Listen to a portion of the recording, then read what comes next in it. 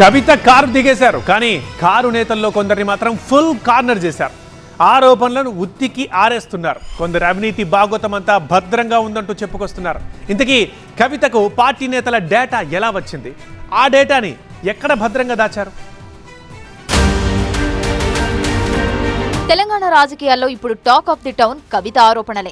హరీష్ రావు, సంతోష్ రావులే టార్గెట్ గా ఆమె సంధించిన ఆరోపణాస్త్రాలు గులాబీ పార్టీకి గుచ్చుకున్నాయో లేదో కానీ పొలిటికల్ విలేజ్ లో బిగ్ డిస్కషన్స్ పాయింట్ గా మారాయి. సంతోష్ రావు గ్రూప్ సభ్యుడిగా చెబుతున్న పోచంపల్లి శ్రీనివాసరెడ్డిపై ఆరోపణలు చేస్తూ పోచంపల్లి అవినీతి గుట్టంతా తనకు తెలుసంటూ బాంబేశారు. ఇక ఈయనకి 2-3 మనుషులు ఉంటారు సంతనకి. ఆయన పోచంపల్లి శ్రీనివాసరెడ్డి అని ఎమ్మెల్యే. ఇది నాకు విషయం ఎవరు చెప్పారు అంటే మన పల్లరాజేశ్వరరెడ్డి అన్ననే చెప్పిండు. మీకు ఏమైనా డౌట్లు ఉంటే ఆయన అడగొచ్చు. ఈ పోచంపల్లి శ్రీనివాసరెడ్డి అన్నట్టు ఆయన వరికోల్ అనే ఊరు, సామాన్య కుటుంబం, మధ్యతరగతి కుటుంబం.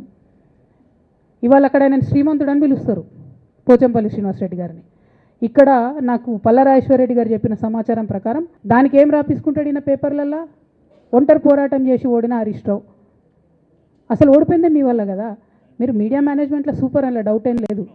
రామన్న యూట్యూబ్లు మేనేజ్ చేసి నా మెయిన్ స్ట్రీమ్ మీడియా మేనేజ్ చేస్తాడు, అంతే, అంతకుమించి వేరే ఏం లేదు. నేను రామన్నని రిక్వెస్ట్ చేస్తున్నా, అన్న మీరు కూడా ఆ స్కిల్ నేర్చుకోండి అన్న.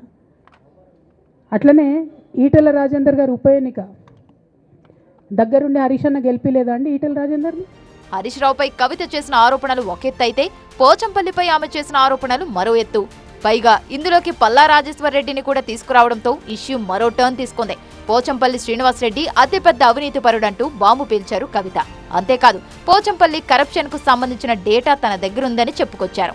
డేటా డీటెయిల్స్ మొత్తం బీఆర్ఎస్ ఎమ్మెల్యే పల్లా రాజేశ్వరరెడ్డి ఇచ్చాడంటూ మరో బాంబు పేల్చారు.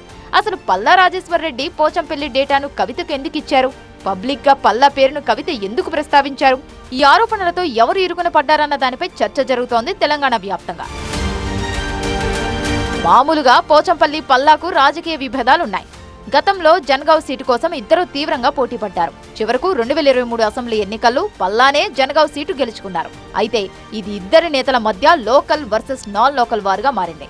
పల్లా కవితకు డేటా ఇవ్వడం వెనుక కవిత వ్యూహం ఏంటన్న దానిపై చర్చ జరుగుతోంది. అయితే ఇక్కడ మరో డౌట్ కూడా వ్యక్తమవుతోంది. ఢిల్లీ లిక్కర్ స్కామ్ కేసులో కవిత జైలుకు వెళ్లిన తర్వాత ఈడీ ఆమె ఫోన్లు సీజ్ చేసింది. దీంతో పల్లా ఇచ్చిన సమాచారం కవిత దగ్గర ఇంకా ఉందా అనే సందేహాలు తలెత్తాయి. కవిత విడుదలైన తర్వాత ఆ విషయాలు చర్చకొచ్చాయి కూడా. అయితే బుధవారం జరిగిన చిట్ చాట్ సెషన్లో కవిత డేటా భద్రత గురించి స్పష్టత ఇచ్చారు. పల్లా సహా చాలా మంది పంపిన సమాచారం క్లౌడ్లో సేవ్ చేశానని, పార్టీలో ఎవరు ఎలాంటి కార్యకలాపాలు నిర్వహించారు, పూర్తి డేటా తన దగ్గర భద్రంగా ఉందని చెప్పుకొచ్చారు. కవిత తన కొత్త ఫోన్లలో డేటా డౌన్లోడ్ చేశానని, డోంట్ వరీ అని అనుచరులకు సందేశం పంపినట్లు తెలుస్తోంది. మరి చూడాలి కవిత క్లౌడ్ బర్స్ట్ ఇంకా ఎన్ని మలుపులు తిరుగుతుందో.